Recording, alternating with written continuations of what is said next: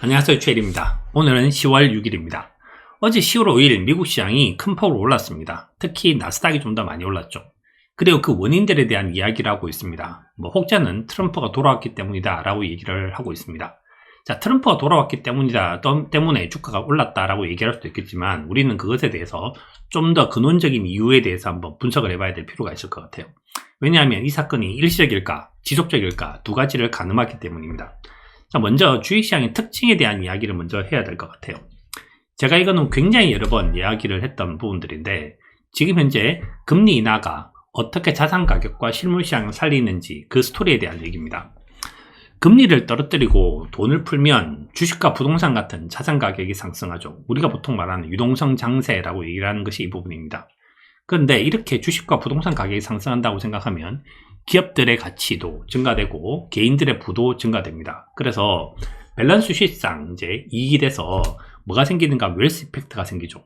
기분 좋다고 소고기 사 먹겠지 이겁니다. 그래서 기업들의 투자도 늘고 소비도 늘어서 경제는 결국 성장하게 됩니다.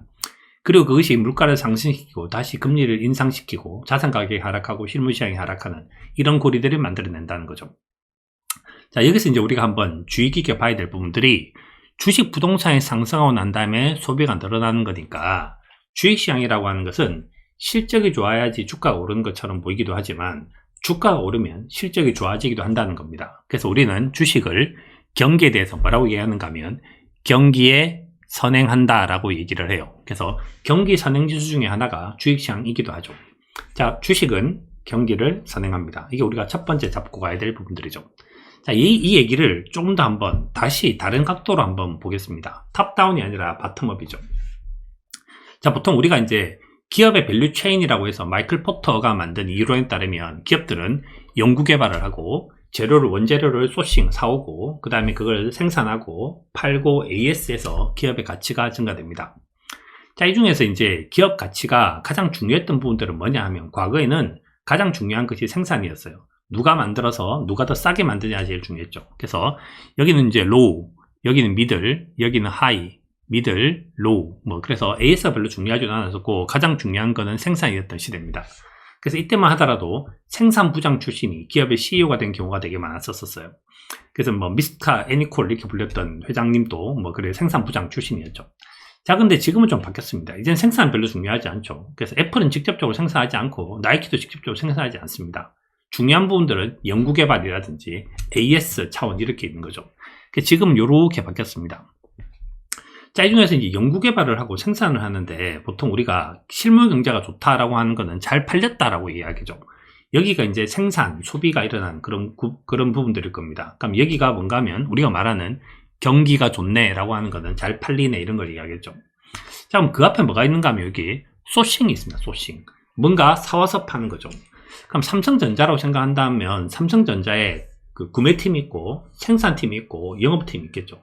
제일 앞서가야 되는 팀이 누구겠습니까? 당연히 연구개발하는 팀이 더 앞서가고 연구개발을 하고 난 다음에 뭘 할 건가 하면 이제 구매를 하겠죠. 그래서 보통 우리가 말을 하는 이 PMI에서 P가 구매관리자 지수예요. 그래서 구매관리자가 현재 경제를 좋게 본다고 생각한다면 열심히 구매를 할 것이고 경제가 나쁘다고 생각하면 구매하지 않을 거다. 그러니까 결국은 PMI라고 하는 지수가 결국은 GDP라고 하는 실물지수보다 앞서가게 되죠. 그래서 우리가 PMI라는 지표를 봐야 된다는 겁니다. PMI를 봐야 된다.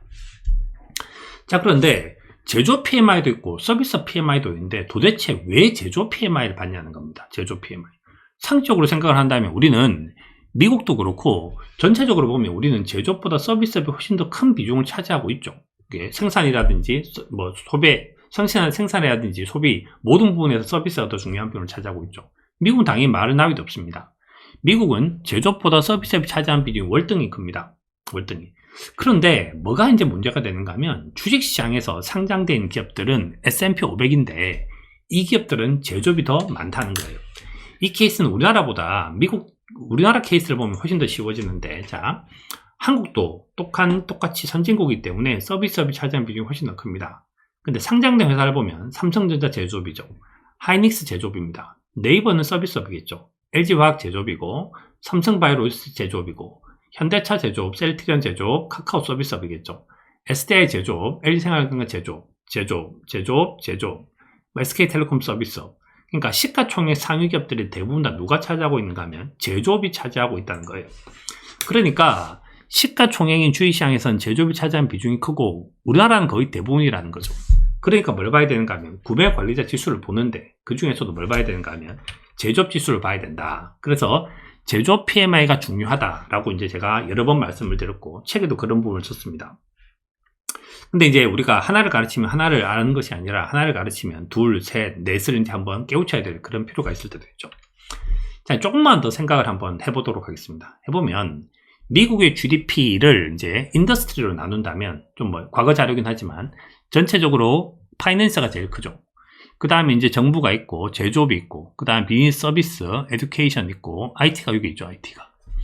근데 미국의 S&P 500을 갖다가 이제 브레이크다운을 하면 IT가 1등을 차지하고 있고 헬스케어도 굉장히 높은 비중을 차지하고 있습니다. 그 다음에 파이낸스가 3등 정도쯤에 있죠. 즉 뭔가 하면 GDP와 시가총액이 다르다는 겁니다. 근데 제일 위에 뭐가 보이는가 하면 저렇게 IT가 보여요. IT가 보이는데 IT를 또 우리가 두 가지를 또 나눌 수 있습니다. 그래서 조금 더 생각을 한번 해보죠. 최근에 4차 산업혁명이라고 얘기를 하고 있고, 그래서 코로나 이후의 비즈니스에 대해서 우리나라에서는 그 언택트 비즈니스라고 얘기를 하는데 그런 부분도 좀 바뀐 게 있어요. 요거는 이제 그 오가닉 비즈니스라고 하는 책인데 이제 제일 책 앞부분에 뭐가 나오게 되는가 하면 Four Type of Business Value라는 얘기를 합니다. 그래서 비즈니스를 그러니까 기업의 이익을 어디서 창출하느냐라는 얘기를 하고 있고 소프트웨어 기업, 하드웨어 기업 두 가지로 일단 나눠요. 하나는 디바이스를 제공하는 노드 역할을 하는 것이 있고 하나는 네트워크를 제공하는 링크 역할을 하는 것이 있습니다. 하드웨어 디바이스를 제공하는 삼성이 여기 있죠. 삼성. 그 다음 하드웨어를 제공해서 실물을 제공하기도 하는데 링크 역할을 하는 곳에 우버가 있고 에어비앤비 같은 회사들이 있습니다. 에어비앤비. 그 다음 링크 네트워크를 하는 역할 중에서 제일 높은 데가 구글이 여기 있죠. 구글. 그 다음에 노드 소프트웨어 역할을 하는 회사가 MS가 여기 있습니다. MS. 자, 근데 여기 와서 이제 시가총액 상위 기업들을 이제 한번 쭉 보면 페이스북이 여기 있죠. 페이스북. 아마존 어디 있겠습니까? 아마존 소프트웨어 기업이고 링크 역할을 하니까 아마존 여기 있겠죠. 여기. 자, 그 다음에 이제 지금 이제 MS가 있는데 애플은 어디 있습니까? 애플은 옛날에 여기 있었죠. 여기. 지금 애플은 어디서 역할을 하고 있는가 하면 이 역할을 하고 있고 혹은 이 역할을 하고 있으니까 애플은 지금 현재 이 정도쯤 되는 역할을 할 겁니다. 이 정도쯤 되는 역할. MS도 사실은 그림을 여기 적어놨지만 MS도 지금은 클라우드 서비스 같은 것들 하니까 이제 이렇게 잡고 있겠죠. 그 다음에 이제 어디 있는가 하면 테슬라 같은 회사도 있는데 테슬라도 지금 이제 우리 눈에는 이렇게 보이지만 테슬라도 이렇게 커버를 해 들어가겠죠. 테슬라도. 자, 그럼 대부분의 회사들이 어디 존재를 하고 있는가 하면 이 우측 상단에 존재하고 있어요. 우측 상단. 그러니까 소프트웨어 네트워크 기업에 가 있는 거죠. 그래서 제가 책을 쓸 때도 그런 얘기를 한번 썼던 것 같긴 한데 지금 현재는 제조업 PMI가 중요한 것이 맞다. 근데 앞으로는 서비스 PMI가 더 중요한 시대가 될 것이다 라는 생각을 한번 해본 적이 있었고 책에 적은지 안 적은지 잘 모르겠어요. 근데 이제 지금 현재는 그렇게 가고 있죠. 자, 그러면 서비스 PMI가 언제 발표됐는가 하면 10월 5일날 발표가 됐습니다. 자, 이제 그 자료를 한번 보도록 하죠. 자, 이제 지표를 보는데 미국의 ISM에서 제공하는 PMI 지수죠. 항상 원문을 보시는 것이 되게 좋아요. 지표가 있는데 10월 1일 날 뭐가 발표되는가 하면 제조업 PMI가 발표가 됐습니다. 그래서 리포트를 보면 PMI 지수가 55.4니까 경제가 좋다고 해서 소비를 하겠다는 사람이 1000명 중에서 554명이었고 나쁘다고 생각하는 사람이 450명쯤 되겠죠. 자, 여기 보면 이제 뭐가 나오게 되는가 리포트가 나와서 지난달에는 56이었는데 이게 55.4로 떨어져서 0.6이 줄었어요. 그래서 뭐라 썼는가 하면 방향은 50 이상이니까 상승인데 레이트 오브 체인지 변화율이 슬로우했다. 그러니까 상승이 둔화됐다. 차트로 그림을 그리게 되면 제조 PMI 지수가 이렇게 나온 겁니다. 이렇게 상승이 둔화됐다는 거죠. 상승이 둔화됐다. 그래서 제가 무슨 얘기를 했는가 하면 텔레그램에서도 그 얘기했고 카톡방에서도 그런 얘기를 했는데 상승세가 둔화돼서 뭔가 약간 이제 조정이 필요한 것 같아, 기간 조정이 필요한 것 같아 라는 얘기를 했습니다. 근데 어제는 서비스 PMI가 발표가 됐어요. 서비스 PMI 발표되는데 일단 리포트부터 보면 57.8이 나왔는데 쭉 밑으로 보면 재미있는 자료가 나왔는데요. 뭐가 나오게 되는가 하면 56.9에서 57.8로 방향도 위인데, 그 다음에 방향도 위인데 위에서 상승하기 시작했죠. 그래서 이 지표가 나왔는데 이 지표가 왜 중요할까에 대한 자료를 다시 한번 차트를 보면, 차트는 이렇게 나왔어요. 자, 지난달에 떨어졌다 다시 올랐죠. 지난달에 떨어졌던 게 언제겠습니까? 대충 9월 5일께 정도쯤 됐을 때 이 지표가 나왔어요. 이 지표가 발표되고 난 다음에 한 달 정도쯤 나스닥이 좀 더 크게 하락을 했고, 그 다음에 미국 주식시장도 별로 좋지 않았습니다. 근데 다시 상승을 했다는 거죠. 제가 책에도 적었는데, 사실 뭐가 더 중요한가 하면 방향이 더 중요하다. 경기는 상승이라고 하는 게 더 중요하다. 그래서 여기가 더 중요하긴 해요. 여기가 더 중요. 근데 물론 이 지표가 갖고 있는 단점이 이렇게 삐뚤삐뚤 하기 때문에 보통 이제 50 이상에 있다를 좀 더 중요하게 보긴 하지만, 사실 50 이상에서 위로 올라가면 훨씬 더 좋은 지표죠.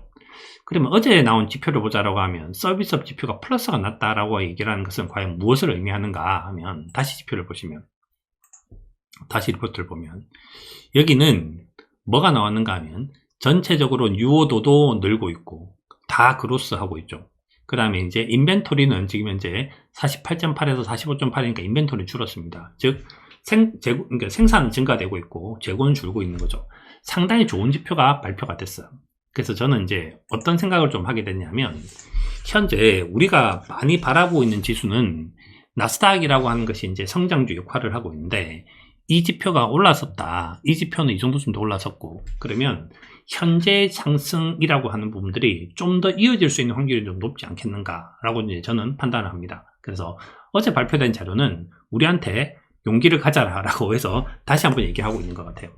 그래서 제가 지표를 보면서 계속 느끼는데, 팔아라라는 시그널은 여전히 나오고 있지 않은 그런 상황입니다. 그래서 앞으로는 지표를 볼 때 무슨 지표를 봐야 되는가 하면 제조업 PMI와 서비스업 PMI를 좀 더 되게 밸런스 있게 봐야 되지 않을까, 이런 생각을 해보게 됐습니다. 자, 오늘은 PMI 지표 보는 방법들에 대한 이야기를 했습니다. 직접 한번 해보시고 이런저런 생각들을 한번 해보시는 그런 시간이 됐으면 좋겠습니다. 네, 감사합니다.